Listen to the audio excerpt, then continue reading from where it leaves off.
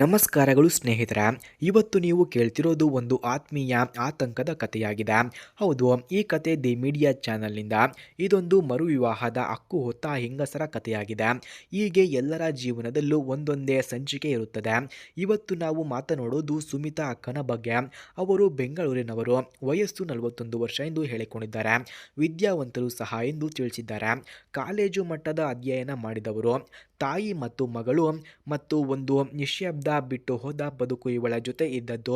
12 ವರ್ಷವಾದ ಮದುವೆಯ ನಂತರ ಅವಳ ಹೆಂಡತ್ಮನ ನಿರ್ಲಕ್ಷ್ಯ, ಅವಮಾನ ಮತ್ತು ಒಂದಲ್ಲೊಂದು ಕಾರಣದಿಂದ ತಮ್ಮ ವೈವಾಹಿಕ ಜೀವನವನ್ನು ಮುರಿದಿದ್ದಾಳೆ ಎಂದು ಹೇಳಲಾಗ್ತಿದೆ. ಆದರೆ ಇವಳು ಮಡದಿಯ ಜೀವನ ಮುಗಿದಿಲ್ಲ ಅಂದುಕೊಂಡಳು. ಹಾಗೆ ಇವಳು ಗೆಳೆಯನಂತೆ, ಪತ್ನಿಯಂತೆ, ಜೊತೆಗಾರನಂತೆ ಜೀವಿಸಬಲ್ಲ ಒಬ್ಬ ಶ್ರದ್ಧಾವಂತ ಪುರುಷನನ್ನು ಹುಡುಕುತ್ತಿದ್ದಾಳೆ. ಆಕೆಯ ಅಂತರಂಗ ಈ ರೀತಿ ಇದೆ. ನಾನು ಯಾರು ಗೊತ್ತಾ? ನಾನೇ.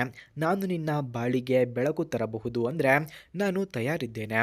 ಆದರೆ ದಯವಿಟ್ಟು ನನ್ನ ಪಾಸ್ಟರ್ಟ್ ನೋಡಿ ನನ್ನನ್ನು ತಿರಸ್ಕರಿಸಬೇಡಿ. ನನಗೆ ನೋವು ಗೊತ್ತು, ಆದರೆ ನಾನು ಮತ್ತೆ ನಕ್ಕು ಬದುಕು ಮನಸ್ಸು ಕಟ್ಟಿಕೊಂಡಿದ್ದೇನೆ ಎಂದು ತಿಳಿಸಿದ್ದಾರೆ. ಹಾಗೆ ಸ್ನೇಹಿತರೆ, ಯಾರಿಗಾದರೂ ಇವರ ಫೋನ್ ನಂಬರ್ ಅಥವಾ ಅಡ್ರೆಸ್ ನಿಮಗೆ ಬೇಕಾಗಿದ್ದರೆ ಮೊದಲು ನಮ್ಮ ಚಾನಲನ್ನು ಸಬ್ಸ್ಕ್ರೈಬ್ ಮಾಡಿಕೊಳ್ಳಿ. ಆ ನಂತರ ಜಾಯಿನ್ ಎಂಬ ಬಟನ್ ಕಾಣಿಸುತ್ತದೆ. ಜಾಯಿನ್ ಬಟನ್ ಮೇಲೆ ಕ್ಲಿಕ್ ಮಾಡಿ ನಮ್ಮ ಮೆಂಬರ್ಶಿಪ್ಗೆ ಜಾಯಿನ್ ಆದರೆ ಇವರ ಫೋನ್ ನಂಬರ್ ಹಾಗೂ ಅಡ್ರೆಸ್ ನಿಮಗೆ ದೊರಕುತ್ತದೆ. ಹಾಗೆ ಈಕೆಯು ಯಾರನ್ನ ಬಯಸುತ್ತಾಳೆ ಎಂದರೆ ವಯಸ್ಸು 40ರಿಂದ 50ರೊಳಗಿನವರು ಆಗಿರಬೇಕಂತೆ. ಹಾಗೆ ಮಕ್ಕಳಿಲ್ಲದ ಅಥವಾ ಮಕ್ಕಳಿಂದ ದೂರವಿದ್ದವರು ಓಕೆ ಎಂದು ತಿಳಿಸಿದ್ದಾರೆ.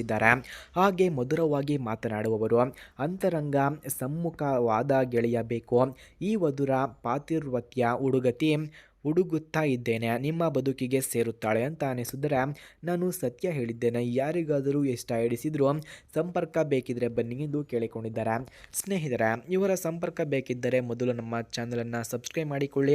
ಆ ನಂತರ ಜಾಯಿನ್ ಎಂಬ ಬಟನ್ ಬರುತ್ತದೆ. ಜಾಯಿನ್ ಬಟನ್ ಮೇಲೆ ಕ್ಲಿಕ್ ಮಾಡಿ ನಮ್ಮ ಮೆಂಬರ್ಶಿಪ್ಗೆ ಜಾಯಿನ್ ಆದರೆ ಇವರ ಫೋನ್ ನಂಬರ್ ಹಾಗೂ ಅಡ್ರೆಸ್ ನಿಮಗೆ ದೊರಕುತ್ತದೆ. ಧನ್ಯವಾದಗಳು.